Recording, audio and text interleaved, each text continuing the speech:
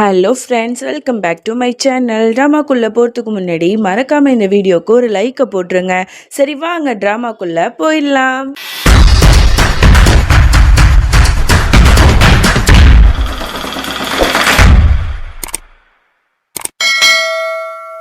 Starting சீனில் நம்மளோட ரோஹிணி வந்து சீமாவை கண்ணா பின்னான்னு திட்டிகிட்டு இருப்பா. நீ என்ன நினச்சிட்டு இருக்க? நான் வந்து உன்னோட காலில் விழுந்து மன்னிப்பு கேட்கணுமா? என்னை மன்னிச்சிடு. நீ வந்து இப்போ ரொம்ப சந்தோஷமாக இருப்பல்ல, எல்லா தப்பையும் நீ பண்ணுவ, ஆனால் மன்னிப்பு மட்டும் உன்னோட தங்கச்சியான ரோஹிணி கேட்கணும், அப்படி தானே? அதனால தானே இந்த வீட்டில் உள்ளவங்க எல்லாத்துட்டையும் போயிட்டு நான் தான் தப்பானவ அப்படின்னு சொல்லிட்டு எல்லாத்துட்டையும் புலம்பிகிட்டு இருக்க அப்படிங்கிற மாதிரி வாய்க்கு வந்தபடி பேசும்போது உடனே சீமா வந்து வருத்தப்பட்டு சொல்கிறேன். என்னடி இப்படிலாம் பேசுகிற? நான் அப்படிலாம் நினப்பேனா? உன் மேலே நான் எவ்வளோ அன்பாக இருப்பேன்னு உனக்கு நல்லாவே தெரியும்ல. நீ என்கிட்ட மன்னிப்புலாம் கேட்க வேணாம் அப்படின்னு சொன்னா, நீ மன்னிப்பு கேட்கணுங்கிறதுக்காக தானே என் பொசிஷன்ட்ட வந்து நீ பேசியிருக்க.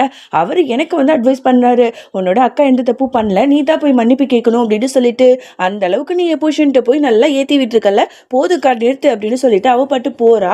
உடனே சீமா கையை பிடிக்கிறா, அவ கையை அப்படியே தட்டி விட்டுட்டு அங்கேருந்து போயிடுறா. இதெல்லாம் பார்க்கும்போது சீமாக்கு ரொம்பவே கஷ்டமா இருக்கும். ரொம்ப வருத்தப்பட்டு ரூம்ல வந்து யோசிச்சுட்டே இருப்பா. அப்ப கரெக்டா பிரேம் வந்து ஆஃபீஸ் விட்டுட்டு வீட்டுக்கு வருவான். வந்த உடனே வந்து சீமாவை பார்த்துட்டு அவள் சோகமாக இருக்கான்னு சொல்லிட்டு அவளுக்கு கிஃப்ட் எல்லாம் கொடுத்துட்டு அவளை ரொம்பவே கேரிங்காக ரொம்ப பாசமாக பார்த்துப்பான். அவன் வந்ததுக்கு அப்புறம் தான் அவள் ஃபேஸில் வந்து ஒரு ஸ்மைலே வரும். அந்த அளவுக்கு நல்லா பார்த்துப்பான்.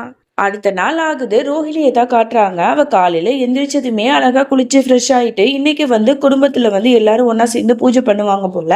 ஸோ அதனால வந்து எல்லா ஃபோட்டோக்கும் மாலையெல்லாம் போட்டு எல்லா சிலையையும் எடுத்து வச்சிட்டு இருக்கா. அப்போ தடுமாறி கீழே விழ போகும்போது டக்குன்னு சீமா அந்த இடத்துக்கு வந்து அந்த சிலையை பிடிச்சிருவா. உடனே ரோஹிணி வேடிக்கைன்னு அதை பிடிங்கிட்டு, என்ன இந்த மாதிரிலாம் வந்து எனக்கு ஹெல்ப் பண்ணி நீ நல்லவன்னு பேர் எடுத்துடலான்னு பார்க்குறியா? நான் வந்து இந்த பொறுப்பு எல்லாத்தையும் நான் தான் பண்ணுவேன் அப்படின்னு சொல்லிட்டு பாட்டிட்டு சொல்லியிருக்கேன். அதனால நானே பார்த்துக்கிறேன், நீ எனக்கு எந்த ஹெல்ப்பும் பண்ண வேணாம், நீ தள்ளியே இரு, அதுவே எனக்கு போதும் அப்படிங்கிற மாதிரி மூஞ்சில் அடிச்ச மாதிரி பேசுவா. பேசிட்டு அவ பட்டு போயிடுறா. இதெல்லாம் பார்த்துட்டு சீமா வருத்தப்பட்டுட்டு நிற்கிறது எல்லாத்தையுமே பாட்டி பார்த்து ரொம்ப சந்தோஷப்படுது. இப்படி ரெண்டு பேரும் நல்லா அடிச்சுக்கணும் அப்படின்னு சொல்லிட்டு அப்போ வந்து காலிங் பெல் அடிக்கிற சவுண்டு கேட்கும். யாருன்னா போஸ்ட்மேன் தான் வந்து ஒரு போஸ்ட் வந்து கொடுத்துட்டு போயிருப்பான். அதை பார்த்துட்டு பாட்டி வில்லத்தனமா வந்து சிரிச்சிட்டு இருக்கு. தன்னோட தங்கச்சிட்டு சொல்லிட்டு இருக்கு, இந்த மாதிரி இதனால சீமா வந்து வசமா வந்து மாட்டிக்க போறா ரோஹிணிட்ட அப்படிங்கிற மாதிரிலாம் சொல்லிட்டு அந்த லெட்டரை தூக்கிட்டு சீமாவோட ரூம்ல போய் வச்சிருக்கும் போல. இங்க வந்து ரோஹிணி வந்து ரூம்ல இருப்பாளா. உடனே சின்ன பாட்டி வந்து வேணுனே வந்து சீமாவை பத்தி தப்பு தப்பா ஒண்ணுக்கு ரெண்டா ஏத்தி விட்டுட்டு இருக்கு. இவளும் எல்லாத்தையும் கேட்டுட்டு ஒண்ணுமே சொல்லாம அங்கேருந்து போயிடுவா.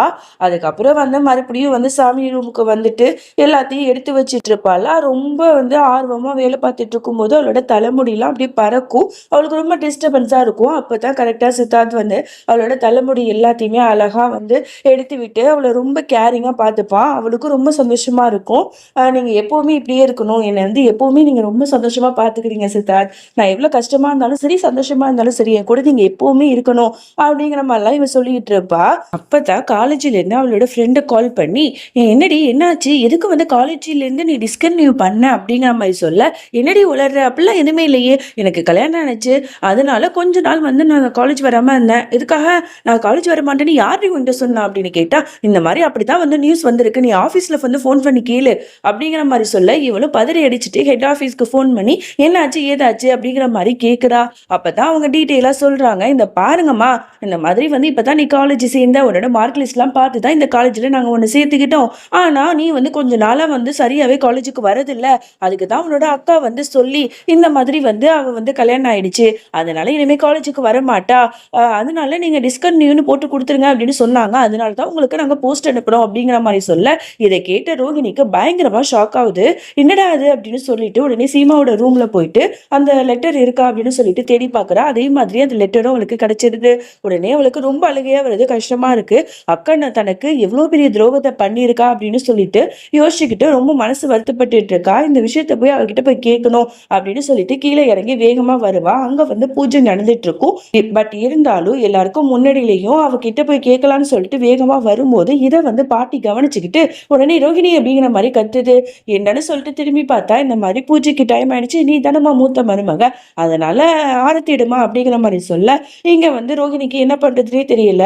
வேற வழியே இல்லாம அந்த லெட்டரை மறைச்சிட்டு இவளு ஒண்ணு தெரியாத மாதிரியே ஆரத்திலாம் எடுத்துட்டு இருக்கா. அதுக்கப்புறம் சீமா பிரேமா அவங்க ரெண்டு பேரும் வந்து எடுத்துட்டு இருக்காங்க. அப்ப வேணுனே வந்து சின்ன பாட்டி வந்து கொளுத்தி போடுற மாதிரி ஒரு விஷயத்த பண்ணுது. இந்த மாதிரி ரோஹிணி வந்து இந்த வீட்டோட மூத்த மருமக தானே, அதனால சீமா காலில் விழுந்து ஆசீர்வாதம் வாங்கிக்கோ அப்படிங்கிற மாதிரி சொல்ல சீமாக்கு என்ன பண்றதுன்னு தெரியல. சரின்னு சொல்லிட்டு வேற வழியே இல்லாம அவளோட காலில் விழுத்துக்கு போயிடுறா. எல்லாரும் அதிர்ச்சியா பாக்குறாங்க. ஏன்னா இதே மாதிரி ஒரு விஷயம் வந்து போன தடவை நடந்திருக்கும். அப்ப ரோஹிணி வந்து தடுத்திருப்பா, இந்த மாதிரிலாம் நீ பண்ணாதக்கான்னு சொல்லிட்டு. அந்த மாதிரி அவ தடுப்பாளாங்கிற மாதிரி சீமா யோசிக்க, ஆனா அவ எதுவுமே சொல்லாம அப்படி சில மாதிரி நின்றுட்டு இருக்கா. இங்க வந்து நம்மளோட சீமாவும் அவளோட காலில் விழுந்து அப்படியே தொட்டுடுறா. உடனே வந்து சின்ன பாட்டி சொல்லுது, என்னம்மா ரோஹிணி, உன்னோட அக்கா வந்து உன்னோட காலில் விழுந்திருக்கா, நீ ஆசீர்வாதம் பண்ணு அப்படிங்கிற மாதிரி சொல்ல, உடனே அவளும் ஆசீர்வாதம் பண்றதுக்கு போறா. டக்குன்னு என்ன நினைச்சாலும் தெரியல, அங்கேருந்து வேகமா ஓடி போயிடுவா. அதுக்கப்புறம் இதெல்லாம் பார்க்குற சீமாக்கு ரொம்பவே கஷ்டமா இருக்கும். நம்மளோட தங்கச்சி நம்ம மேல ரொம்ப கோவத்துல தான் இருக்கா போல இன்னமும் அப்படிங்கிற மாதிரியே பார்த்துட்டு இருப்பா. அதோட பாட்டி வந்து அங்க இருக்கிறவங்க எல்லாத்தையுமே அனுப்பி வச்சிரும். அதோட இக்க சீமா வந்து ரூம்ல வந்து ஃபீல் பண்ணிட்டு இருப்பா. அப்ப கரெக்டா பிரேம் போறான். இந்த பாரு சீமா, இன்னைக்கு வந்து ரோஹிணி வந்து ரொம்ப வந்து அமைதியா இருந்தே ரொம்ப பெரிய விஷயத்த பண்ணிட்டா. எதுக்கு அவ இந்த மாதிரி பண்ணா, நீ காலில் விழ போறேன்னு தெரிஞ்சுமே அவ எதுக்கு கல்லு மாதிரி நின்னா, நான் போய் அவள்கிட்ட போய் பேச போறேன் அப்படின்னு சொல்ல, ஐயோ பிரேம் வேணா, அவ ஏற்கனவே என் மேல கோவத்துல இருக்கா, நீங்க போய் ஏதாவது பேச போய் அது கோவம் எல்லாமே என் மேலதான் திரும்பும். நான் வந்து அவளுக்காக ஒரு gift வாங்கி வச்சிருக்கேன், அதை கொடுத்து நானே அவளை சமாதானப்படுத்திக்கிறேன் அப்படிங்கிற மாதிரி இங்க சீமாவும் சொல்லிடுறா. பிரேமும் ஓகேன்னு சொல்லிடுறான். இங்க அப்படியே ரோஹிணி அழுதுட்டு இருக்கால. அப்பதான் வந்து சித்தார்த் வந்து போயிட்டு பக்கத்துல உட்கார்றான். ரோஹிணி என் ஃப்ரெண்டா கேட்குறேன், என்னத்தம்மா உனக்கு பிரச்சனை? இதே பிரச்சனை தான் அன்னைக்கு நடந்துச்சு, உன் அக்காவுக்கு சப்போர்ட்டா நீ நின்ன, ஆனா இன்னைக்கு அதுக்கு ஆப்போசிட்டா தான் எல்லாமே நடந்துட்டு இருக்கு.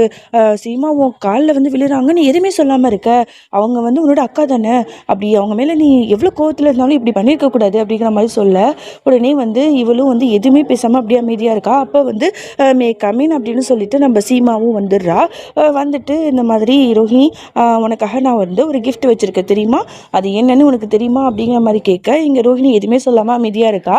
இங்க பாரு அப்படின்னு சொல்லிட்டு அதை எடுத்து காட்டுறா. அது வந்து ஒரு லேப்டாப் தான். ஸோ வந்து இதை நீ வந்து யூஸ்ஃபுல்லா இருக்கும், நீ வீட்டில இருந்தே காலேஜ்ல வந்து படிக்கிறதுக்கு இந்த லேப்டாப் உனக்கு யூஸ்ஃபுல்லா இருக்கும் அப்படிங்கிற மாதிரிலாம் இவ ரொம்ப சந்தோஷமா சொல்லிட்டு இருக்கா. உடனே ரோஹிணி வந்து அந்த லேப்டாப் அப்படியே வாங்கி எதுவுமே சொல்லாம அதை போட்டு அப்படியே கீழே உடைச்சிடுறா கோவத்துல. உடனே வந்து சீமாக்கு அதிர்ச்சியா இருக்கு, என்ன இப்படி பண்றா அப்படிங்கிற மாதிரி பார்த்துட்டு இருக்கா. அந்த சவுண்டு கேட்டு அந்த மொத்த குடும்பமே அங்க வந்துடும். உடனே வந்து ரோஹிணி கத்த ஆரம்பிக்கிறா, நீ என்ன ப்ரூஃப் பண்ண நினைக்கிறக்கா, என்னை காலேஜ்லேருந்து இந்த மாதிரி வந்து டிஸ்கன்டினியூ பண்ண வச்சுட்டு இப்போ வந்து நான் நல்லா படிக்கணுங்கிறதுக்காக லேப்டாப் வாங்கி கொடுக்குறேன், ஆஹா ரொம்ப நல்லா இருக்கு உன்னோட இந்த கேம் இந்த ட்ராமாலாம் அப்படிங்கிற மாதிரி சொல்ற, என்ன நீ சொல்லிட்டு இருக்க, எனக்கு ஒன்றுமே புரியலமா அப்படின்னு கேட்டா, நடிக்காத, நீ என்னெல்லாம் பண்ணியிருக்கேன்னு எனக்கு நல்லாவே தெரியும், உன்னால தான் வந்து இப்போ நான் காலேஜே வந்து படிக்கவும் முடியாது, எக்ஸாமும் எழுத முடியாது, நீ பண்ண கிரிமினல் வேலை எனக்கு தெரிஞ்சு போச்சு அப்படின்னு சொல்லிட்டு அந்த லெட்டரை தூக்கிட்டு வந்து காட்டுறா. உடனே அதை வந்து சீமாவும் படிச்சு பார்த்துட்டு அவளுக்கு பயங்கரமா ஷாக் ஆகுது, என்னது இது, இதெல்லாம் நான் பண்ணவே இல்லைம்மா, நான் எதுக்குமா உனக்கு எதிராக பண்ண போறேன் அப்படின்னு சொன்னா, ஆமா நீ வந்து என் மேல கோவத்துல தானே இருக்க, என்னை பழி வாங்கணுங்கிறதுக்காக தானே இப்படிலாம் நீ பண்ண அப்படிங்கிற மாதிரி இவ்வளவு வாய்க்கு வந்தபடி பேசுறா. உடனே பாட்டிக்கு மனசுலாக்க அவ்வளவு சந்தோஷமா இருக்கு, ஏன்னா இந்த பிளானை பண்ணதே அதானே. பட் ஒண்ணுமே தெரியாத மாதிரி, இல்ல ரோஹிணி நீ வந்து ஒரு ஆதாரமே இல்லாம நீ சீமாவை வந்து குத்த சொல்ல முடியாது, உன்கிட்ட ஏதாவது ஆதாரம் இருக்கா, இது வந்து இவ தான் பண்ணா அப்படின்னு சொல்லிட்டு அப்படின்னு கேட்க, ஆமா என்கிட்ட ஒரு ஆதாரம் இருக்குது, இந்த மாதிரி நான் வந்து என்னோட காலேஜில் கால் பண்ணி கேட்டேன், அவங்களே சொல்கிறாங்க இந்த மாதிரி என்னோட அக்கா சீமா தான் வந்து இந்த மாதிரி இந்த லெட்டரை வந்து வாங்கிட்டு போனாங்க, இனிமேல் வந்து என்னோட தங்கச்சி காலேஜ் படிக்க மாட்டான்னு சொல்லிட்டுன்னு அவங்களே அவங்களோட வாயில சீமானு பேர் சொன்னாங்க அப்படிங்கிற மாதிரி அழுதுகிட்டே சொல்கிறா. இதை கேட்ட உடனே பாட்டிக்கே எதுவுமே புரியல, என்ன சீமா இது, எதுக்குமா இந்த மாதிரி பண்ண உன்னோட தங்கச்சிக்கு அப்படிங்கிற மாதிரி பாட்டியும் வந்து போலியாக நடிக்குது. உடனே சீமா வந்து அப்படியே அழுது கெஞ்சிரா, இந்த பாருமா நான் வந்து அப்படிலாம் இருப்பேன்னு நினைக்கிறியா, நான் சத்தியமா சொல்றேன் இந்த மாதிரி நான் பண்ணவே இல்லை அப்படின்னு சொல்லிட்டு இவ கதறி கதறி அலறா. ஆனா ரோஹிணி வந்து இவளை சொல்றது எதையுமே வந்து கேட்குற மாதிரி மனநிலையில இல்லை. ஸோ இந்த மாதிரி அடுத்தடுத்து பிரச்சனைகள் வந்து சீமா ரோஹிணிக்குள்ள போயிட்டே இருக்கு. இதுக்கப்புறம் என்னென்ன நடந்துச்சு அப்படின்னு சொல்லிட்டு அடுத்தடுத்த பார்த்து தான் தெரிஞ்சுக்கணும். இன்னைக்கு நைட்டு இன்னொன்று ஒரு வீடியோ போடுறதுக்கு முயற்சி பண்றேன், அதையும் பார்த்து என்ஜாய் பண்ணுங்க. அப்படியே நம்மளோட சேனலை சப்போர்ட் பண்ணுங்க. தேங்க்ஸ் ஃபார் வாட்சிங், பாய்.